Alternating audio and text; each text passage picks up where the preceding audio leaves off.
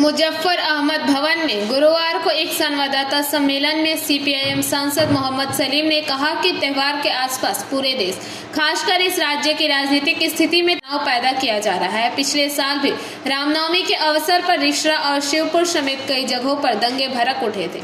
इस वर्ष होली के दौरान कई स्थानों पर तनाव देखा गया। उन्होंने कहा कि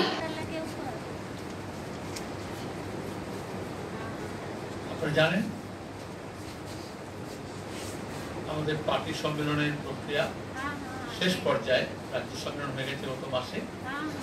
আগামী মাসে এপ্রিল মাসে 2 থেকে 6 এপ্রিল মদুরাইয়ে আমাদের পার্টি সম্মেলন, পার্টি কংগ্রেস সর্বভারতীয় সম্মেলন।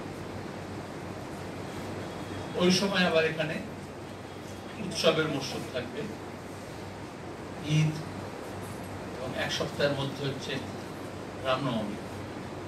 আগে আমাদের দেশে অবস্থা এরকম ছিল, রাজ্যে বিশেষত উৎসব মানে আনন্দ, আনন্দ ভাগ করে নেওয়া, সম্প্রীতি, কোলাকুলি।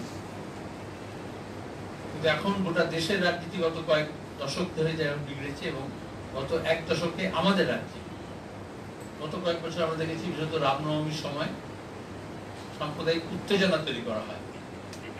গতবারে রিশরায়, শিবপুরে দাঙ্গা পরিস্থিতি তৈরি হয়েছিল,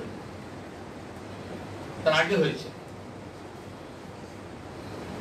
এখন আমাদের রাজ্যে আমরা দেখেছি ভোটের সময় বেলডাঙ্গে দাঙ্গা, যারা করালো আবার তারা দুজন মিলে একসঙ্গে আমোদ প্রমোদ করছে, আবার স্বীকৃতি পাচ্ছে নিজের নিজের দলের কাছ থেকে, সরকারের কাছ থেকে।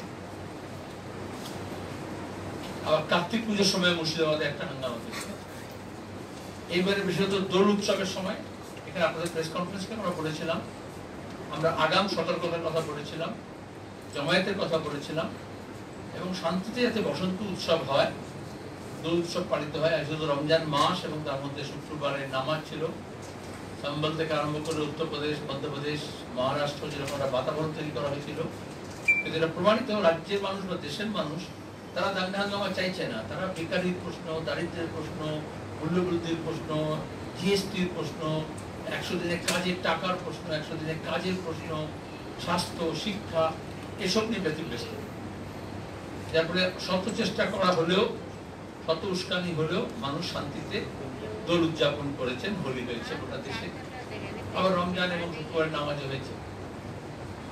এই যে পারস্পরিক ঘৃণা তৈরি করার জন্য ধর্মীয় উৎসবকে মেরুকরণের রাজনীতির জন্য ধর্মীয় তিথিকে, ধর্মীয় কর্মসূচিকে ব্যবহার করা, ধর্মকে হাতিয়ার করে দাঙ্গা লাগানোর প্রচেষ্টা মানুষ তার পক্ষে। ওটা বিশ্ব এখন বিজ্ঞান প্রযুক্তির উন্নতির দৌড়ে কোথায় এগিয়ে যাচ্ছে। আমরা এখন কয়েকশো বছর আগের কবর খুঁজছি। এটা ইতিহাসে চাকাকে পেছন দিকে কিছু লোকজন। Bureau report PVTV news. नियमित अपडेट एवं दुनिया भर की ताज़ा खबरों के लिए हमारे फेसबुक पेज को फॉलो एवं यूट्यूब चैनल को सब्सक्राइब करें।